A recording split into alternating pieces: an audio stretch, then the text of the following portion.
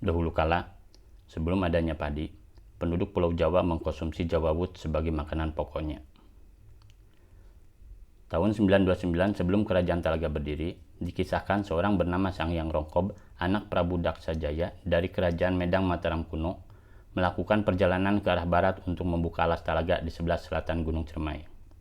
Di sini dia mendirikan nagari Padebenghar, bercocok tanam jawawut, membangun Kahyangan Argalingga dan Puri Kapanditaan untuk menyebarkan atikan Hindu-Buddha.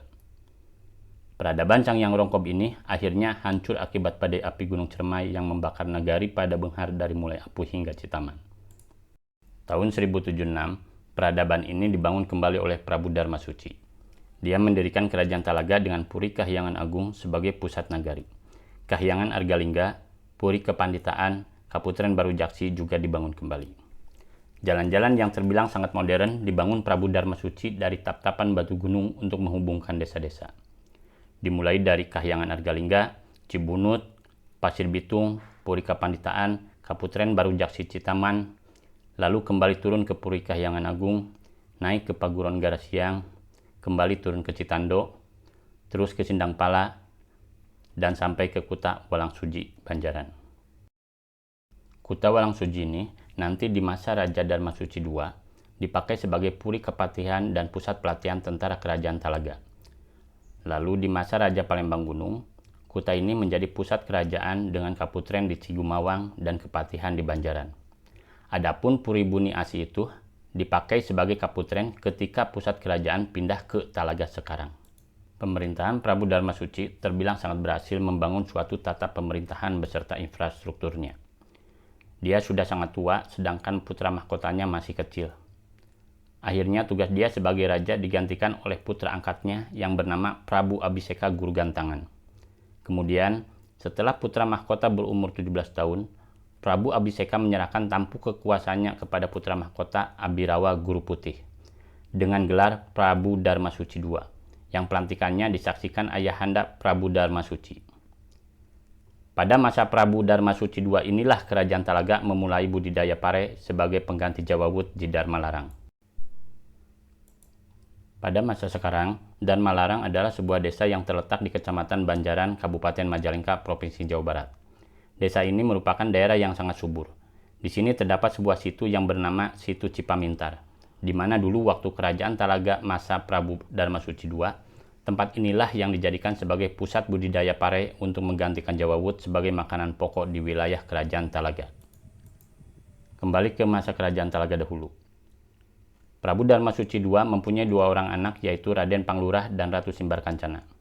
Raden Panglurah ketika belajar di Sriwijaya berteman dengan seorang biksu yang bergelar Biksu Tama Dang Sambarabumi. Biksu ini sering diajak main ke Talaga oleh Raden Panglurah dan dikenalkan kepada ayahnya.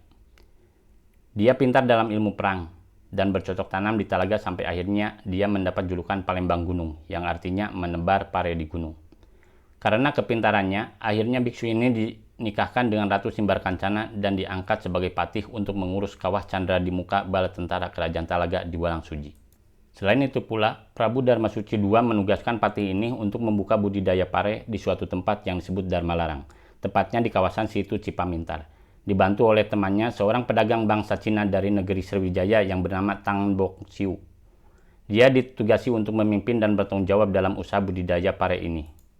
Prabu Darmasuci II memberikan gelar Raden Panji kepada Tan Bong Siu atas keberhasilannya dalam budidaya pare, dan memerintahkan untuk menebar ke seluruh wilayah Kerajaan Talaga termasuk ke suatu tempat yaitu Purwajaladra Madyabuana yang berupa tegalan.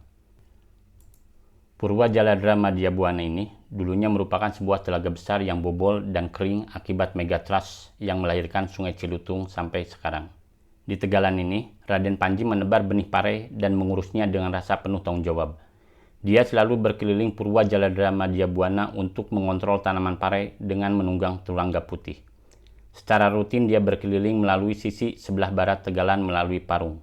Di Parung ini nantinya pada masa Prabu Parunggangsa atau Sunan Parung dibangun sebuah keraton. Dari Parung, kemudian Raden Panji terus mengontrol tanaman parenya melalui sisi sebelah selatan melewati daerah di bawah Istana Ciburang. Di Ciburang ini nantinya pada masa Prabu Haurkoneng III dibangun istana yang dijadikan tempat perundingan damai antara Sunda Galuh dan Kesultanan Cirebon. Dari Sunda Galuh diwakili Prabu Haurukoneng III dan dari Cirebon langsung dipimpin Sultan Syekh Syarif Hidayatullah. Raden Panji terus berkeliling menyusuri sisi selatan menuju arah timur. Dia berhenti di sebuah sumber air untuk melepas dahaganya. Tempat ini kemudian diberi nama Cipanji. Dari sini dia terus melanjutkan perjalanan dan beristirahat di sebuah tempat yang rindang yang sekarang disebut Sindang Panji. Di sini terdapat patilasan Raden Panji yang berupa makam.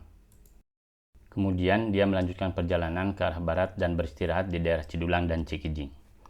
Di kedua tempat ini terdapat patilasan yang berupa makam.